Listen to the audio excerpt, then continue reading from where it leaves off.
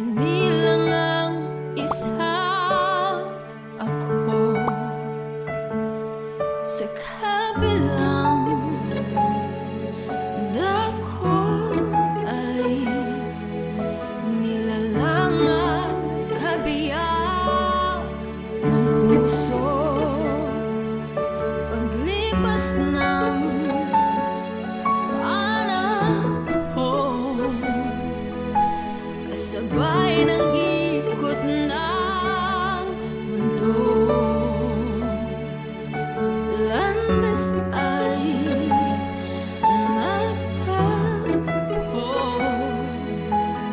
pag-iibigan ay nabuo, ligaya at saya, lungkot at pag-iyak, nagpatibay sa love story nating dalawa. Dear Papa Van, ako si Noemi. Simple lang ang buhay na kinalakhan ko. Hindi pinalad na makapagtapos ng pag-aaral ang mga magulang ko. Yun ang dahilan kung bakit nagsisikap sila sa paglalako ng ginataang bilo-bilo tuwing hapon. Kumita lang. Kalan de kahoy lang ang lutuan namin gamit ang mga nasibak ni tatay sa kabundukan. Si nanay ang siyang tagaluto habang ako naman ang katuwang niya sa paghahanda ng mga sangkap. Ang siste namin araw-araw, maaga akong gumising para magpakulo ng sago. Babalatan isa-isa ang mga saging, kamote at langka. Kasunod nun ay magbibilog na kami ng arinang gawa sa malagkit. Saka namin ito ilalagay sa kumukulong gata na may dahon ng pandan. Pagka lumutang na sila isa-isa, saka naman namin isusunod na ilalagay ang saging, kamote, langka, sago, at gatas na evaporada. Kapag naluto na ang ginataang bilo-bilo, uunahin ni tatay ang pagsasalin sa isang mangkok sa kanya itatabi. Palagi niyang ginagawa yon, Papa Van. Para pag uwi ko galing sa school ay may madatnan akong pagkain. Dalawa sila ni nanay ang naglalako tuwing hapon sa barangay namin. Gamit nila ang napaglumaang padyak at maliit na kampanilya ng nasira kong lolo. Nakilala ang mga magulang ko sa sarap ng bilo-bilong benta nila rito sa amin.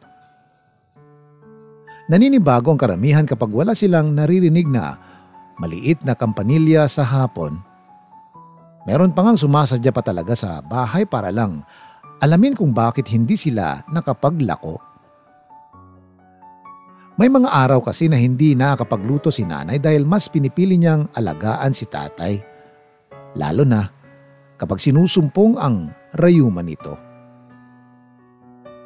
Agpa-check up ka nga tanlakay, ani nanay. Gastos lang. Agdawat ak tulat na ti agas ni Rubenon.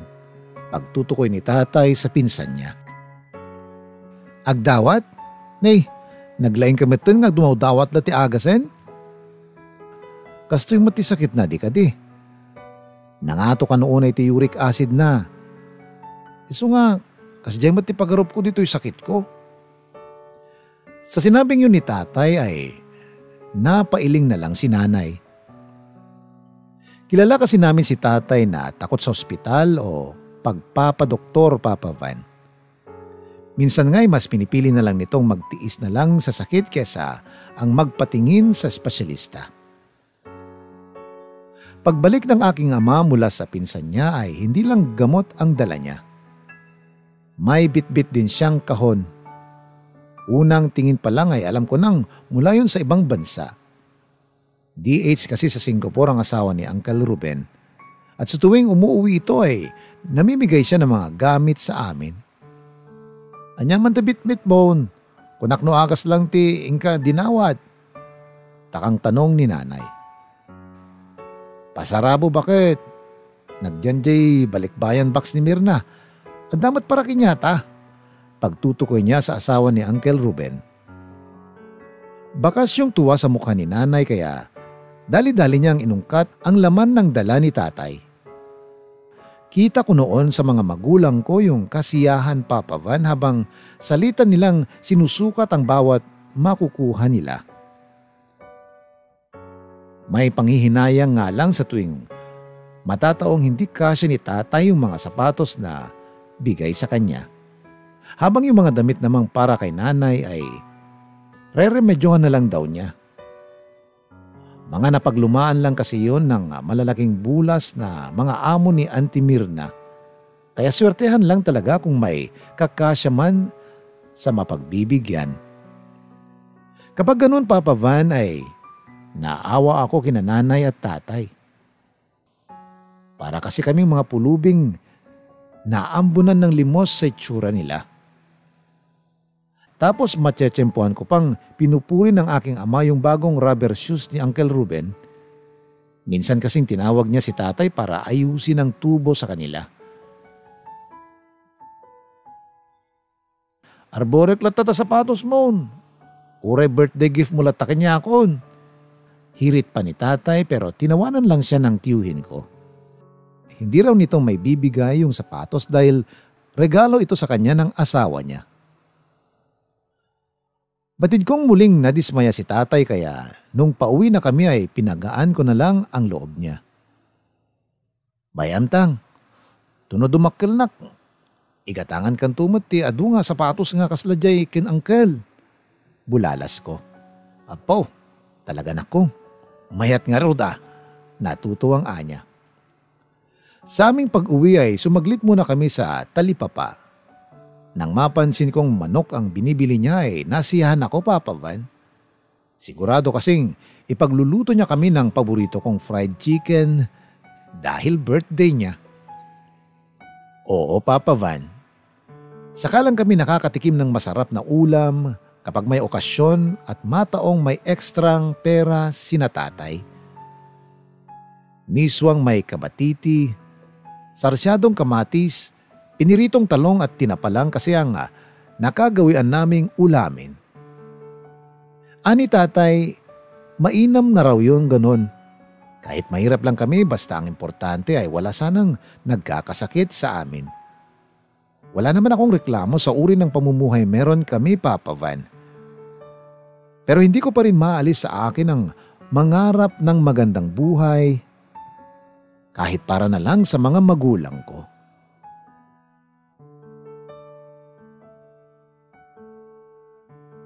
Hindi ako natutuwa na lagi na lang kaming huling naambunan ng grasya. List priority, kumbaga.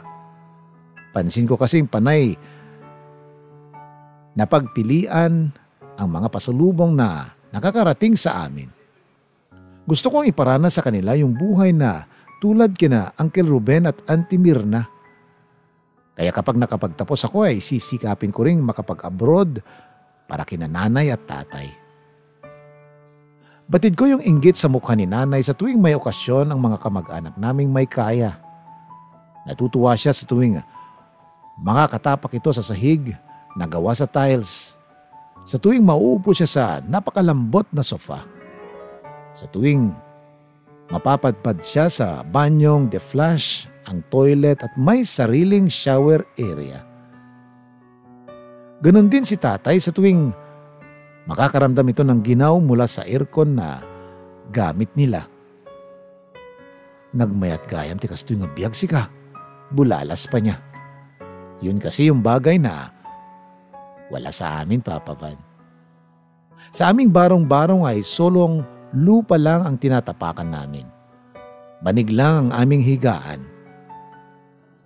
Nakahiwalay sa bahay yung banyo kaya malaking pagsubok sa amin ang pagligo lalo na sa tuwing taglamig. Aircon nang may tuturing sa amin ang simoy ng hanging tumatagos sa sahig at dingding na gawa sa kawayan. Dahil sa ganong karanasan namin, Papa Van, ay nagkaroon ako ng dahilang mangarap. Gusto ko ring maparanas ko sa kanila yung buhay na hindi umaasa sa mga napaglumaan ng iba.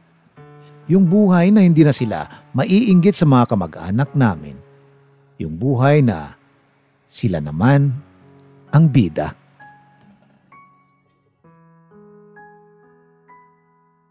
Wala akong ibang hangad, Papa Van, kundi maibalik kina nanay at tatay ang lahat ng sakripisyo nila sa akin.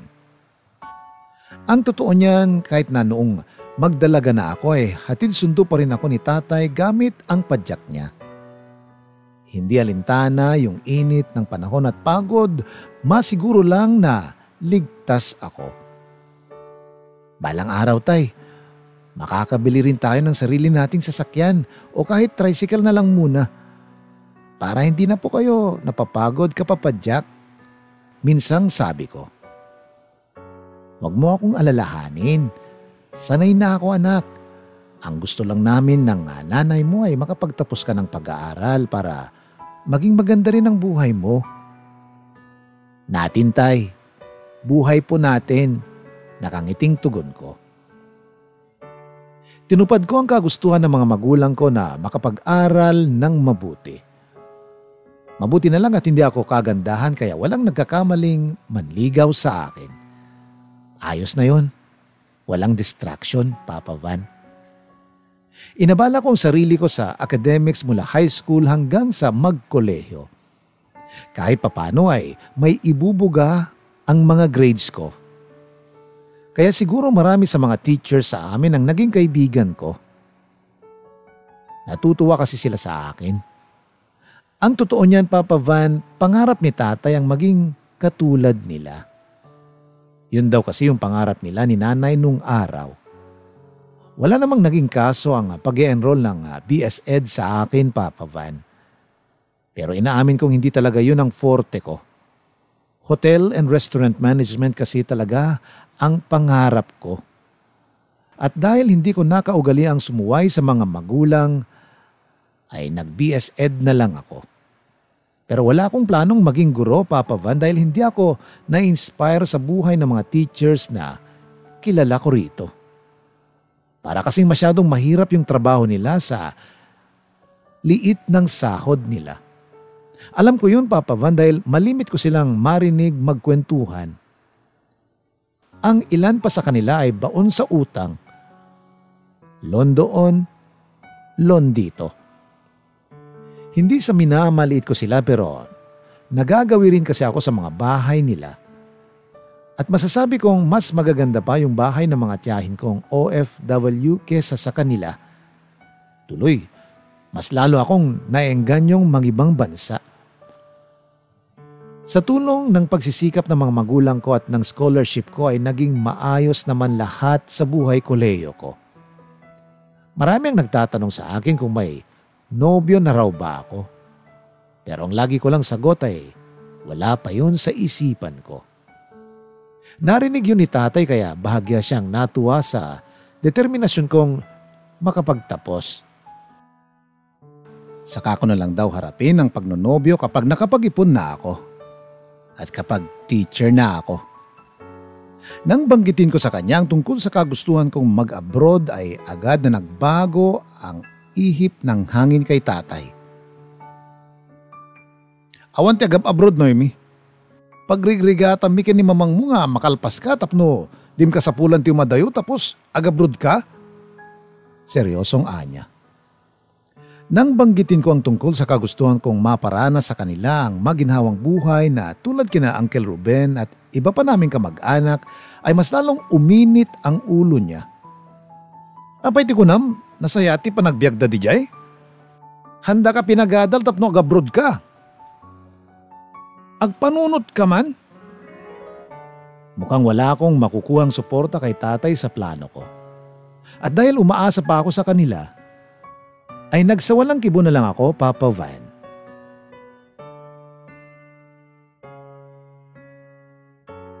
May punto naman si tatay, Papa Van. Para saan pa't magtatapos ako kung magpapalipin lang ako sa ibang bansa? Kaso, paano naman yung realidad na wala talaga sa passion ko ang pagtuturo? Pero sinunod ko na lang ang kagustuhan nila. Parte na rin siguro yon ng pagsasakripisyo ko para sa mga magulang ko. And besides, hangad ko rin naman ang ikapapanatag nila. Sa awa ng Diyos ay nakapagtapos ako ng BS Ed, Papa Van. Abot langit ang kasiyahan ko nang sa wakas ay nagbunga ang lahat ng sakripisyo ng mga magulang ko. Sinong mag-aakalang yung anak ng maglalako ng bilo-bilo noon ay graduate na ng BS Ed? Alam kong tumatanda na ang mga magulang ko. Kaya naman, masaya akong ialay sa kanila ang pangarap nilang diploma ko. Yung makita kong mangyak-ngyak si tatay habang hawak ang diploma ay walang katumbas na anumang halaga yun, Papa Van.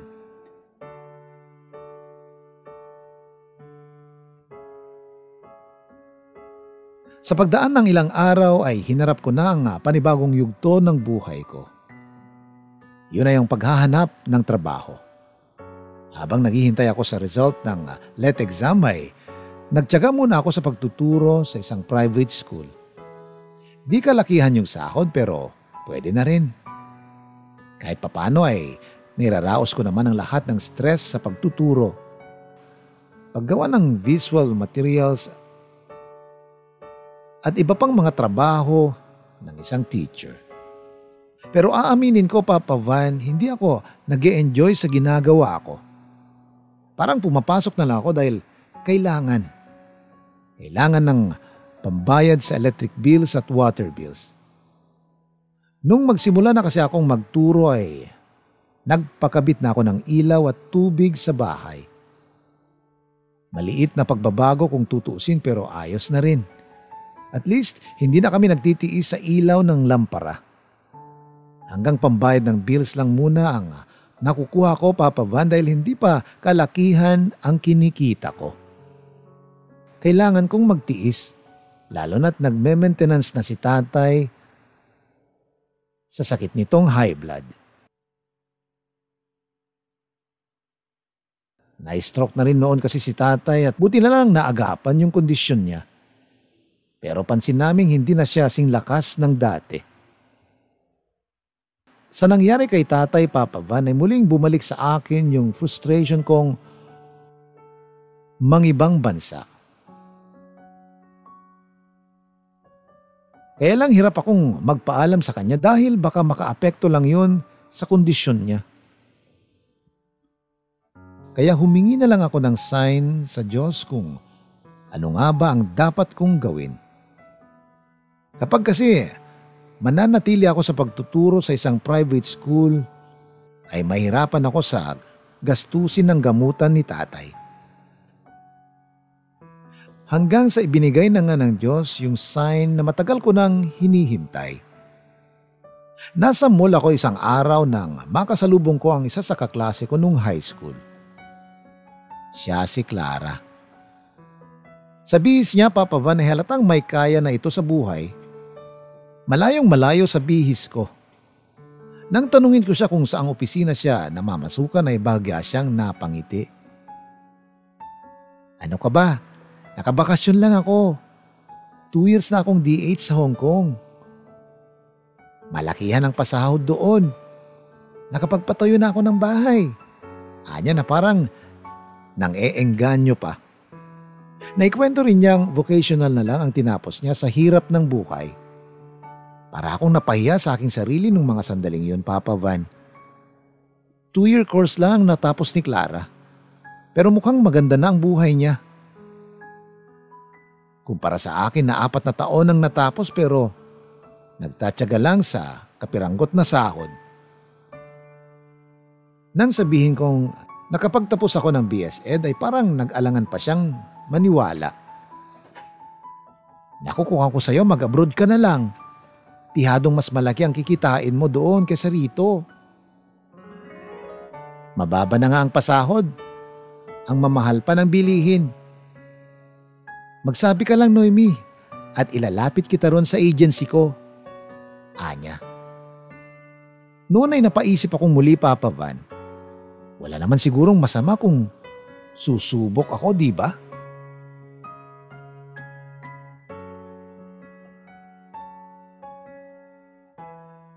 Na-fulfill ko pa rin naman kahit papano yung pangarap ng mga magulang kong maging teacher ako.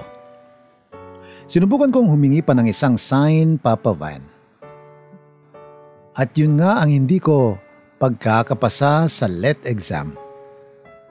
Marami ang nagtaka noon pero ako tinanggap ko yun bilang pahintulot ng Diyos na makapag-abroad.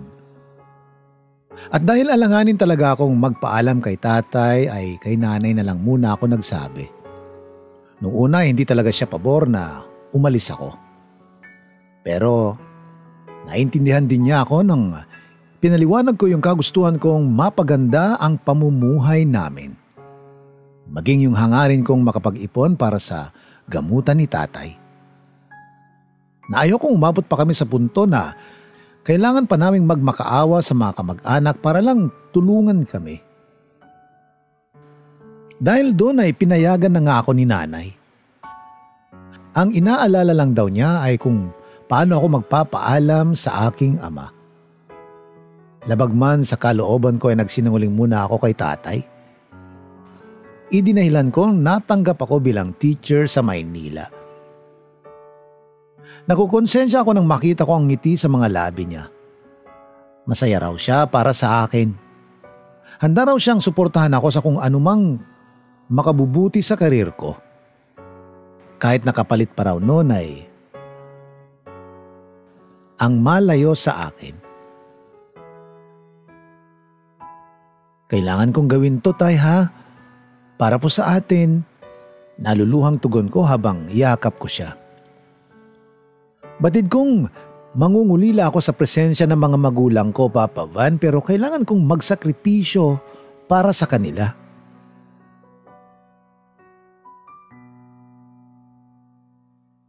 Sa tulong ni Clara ay naging maayos naman lahat sa paglalakad ko ng papeles. Nahanapan din ako agad nung agency namin ng magiging amo ko. Nang ihatid ako ni nanay at tatay sa terminal ng bus ay hinigpitan ko talaga ang yakap ko sa kanila. 2 taon ko rin kasi silang hindi makakasama. Safe naman ang naging biyahe at flight namin papuntang Hong Kong ni Clara, Papa Van. Maayos din akong hinarap ng mga magiging amo kong parehong Chinese. Malaking bagay na nakasabay ko si Clara dahil tinuruan pa niya ako sa mga pasikot-sikot sa Hong Kong. Kahit papano ay gumaan ang pakiramdam ko nang ipakilala niya ako sa mga kapwa naming Pinay sa Central Hong Kong. Doon daw kasi kadalasan tumatambay ang mga Pinay tuwing day off nila. Merong nagkikita-kita para magbanding habang ang ilan naman ay nagnenegosyo ng mga luto nilang ulam. Ganun na lang ang pagluha ko, Papa Van, nang may makita akong naglalako rin ng bilo-bilo. Agad kong namiss sa mga magulang ko.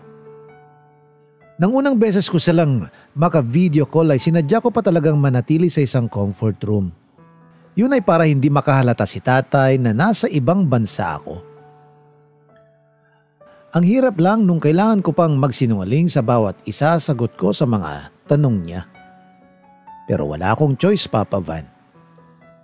Kapag nalaman naman niyang totoo, paniguradong magagalit yun. Sa pamamasukan ko bilang katulong ay marami rin akong tiniis. Kabilang na ron ang paiba-ibang ugali ng amo ko. Noon ko na-realize na hindi pala talaga madali ang trabaho ng mga domestic helpers.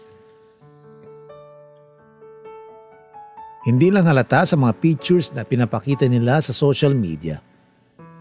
Dahil ayaw lang nilang mag-alala ang mga mahal nila. Sadyang magagaling lang pala silang itago yung pagod sa mga ngiti nila. Pagod sa pang-araw-araw na pakikipagsapalaran at pagod sa kahihintay sa tamang araw na makasama ang pamilya. Yun na yun ang nararamdaman ko, Papa Van, sa ilang araw na lang na pananatili ko sa Hong Kong. Ano pa kaya yung taon na tinagal nila?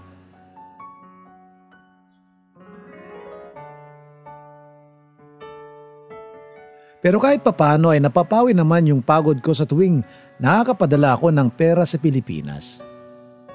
Mula sa padala ko ay napapaayos ko na rin ang ilan sa mga sira sa bahay. Nagsisimula na rin akong bumili ng mga gamit na siyang iuwi ko sa aking unang bakasyon. Sa wakas, Papa Van, ay natupad ko na rin yung pangarap kong mabilhan ng mga brand new na kagamitan sina nanay at tatay.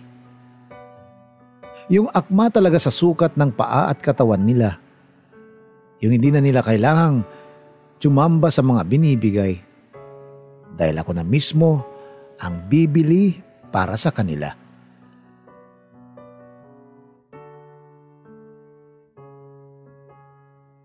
Lagpas 1 taon na ako sa Hong Kong. Kinasanayan ko na rin ang sistema roon. Marami na rin akong naging kaibigang kapwa Pinay. At marami na rin akong naipong pasalubong para sa mga magulang ko. Lalong-lalo na yung mga brand new shoes na pangako ko noon kay tatay.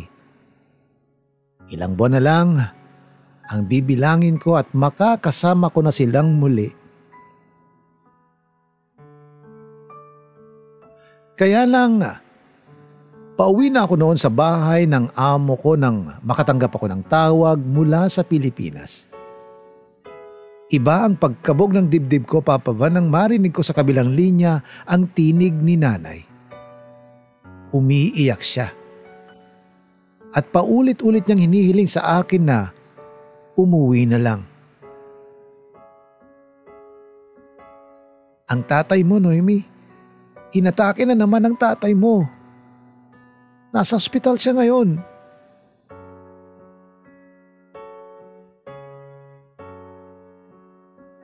Naputol agad yung linya pagkatapos nun.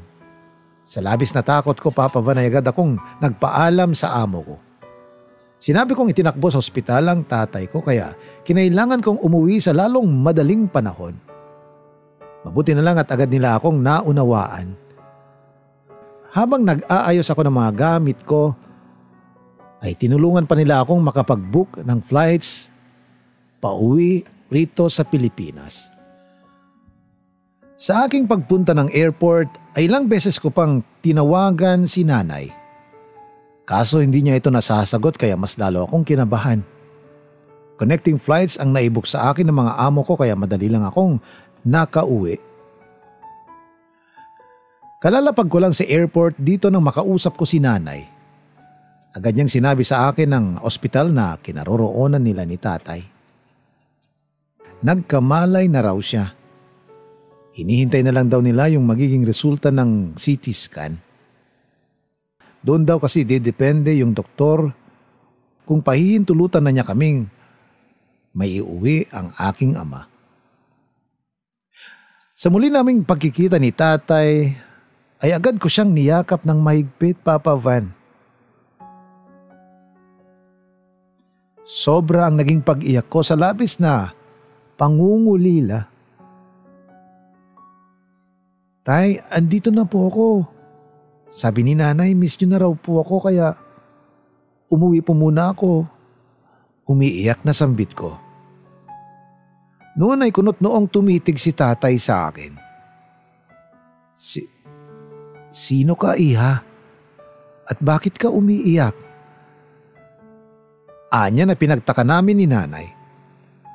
Kahit anong paliwanag sa kanya ng aking ina na ako ang anak ni Lain na natiling blanko ang mukha ni tatay. Ilang sandali pa ay dumating na ang doktor at doon na niya pinaliwanag sa amin ang kinalabasan ng CT scan. May mga ilan sa mga brain tissues si tatay ang na-damage. Karaniwan daw itong nangyayari sa mga may edad ng nai-stroke. May ilan sa mga blood vessels ni tatay ang nagkaproblema kaya naging makitid na ang daanan ng dugo papunta sa utak. Ito rin ang dahilan kung bakit nagkakaroon ng demensya ang mga pasyente. May dadaan pa naman daw sa gamutan ng kondisyon ni tatay. Pero wala pa raw assurance kung kailan siya babalik sa normal.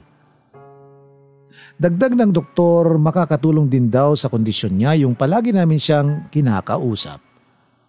Bukod doon ay ang panalangin sa mabilisang paggaling ng aking ama.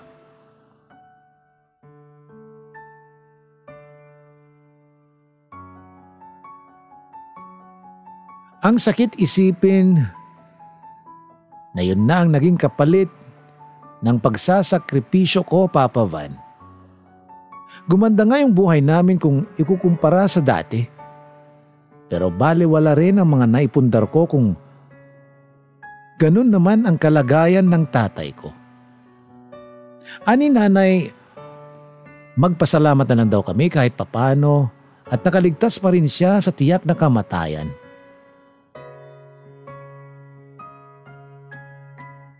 Pakaragsakan talatan ko nga, makadkadwa tapay ni tatang mo. Uray kaskasanaw kat, mararakop tapay suna. Ani nanay. Alam mo tay, may surpresa ako sa'yo. Ito, brand new na rubber shoes. Binili ko talaga to para sa'yo. Luha ang bida ko saka ko pinakita ang sapatos niya. Nakasilip ako ng pag-asa nang ngumiti si tatay. Agyaman akneng, hangga kuman nag-abalan. Igatangan nakto kano di anak kon. Impromesa na kanya. Tugon ni tatay na halos ikadurog ng puso ko kaya agad ko siyang niyakap. Mukhang ang naiwan lang sa memory niya, Papa Van, ay yung mga panahong bata pa ako. Ilan lang yun sa mga kaganapan ni tatay na nagpapalungkot sa akin. Nang makauwi na kami ay pinagluto ako ni nanay ng paborito kong bilo-bilo.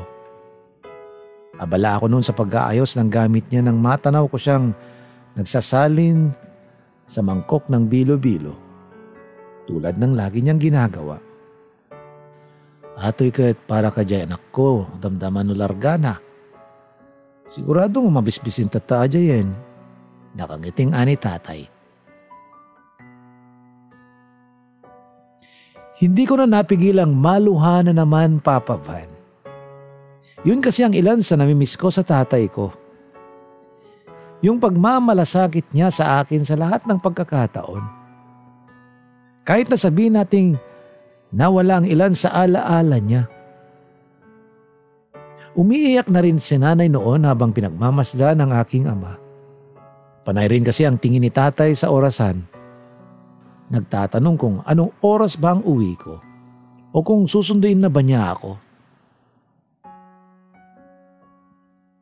Pakisabi sa kanya pagdating niya, wag na siyang aalis ha. Malulungkot ako. Hindi ko kakayanin. Bakas yung lungkot noon sa mukha ng aking ama. Kaya nilapitan ko siya. Tay, si Noemi po ito. Andito na ho ako. Hindi ko na ho kayo iiwan, tay. Pangako po yan.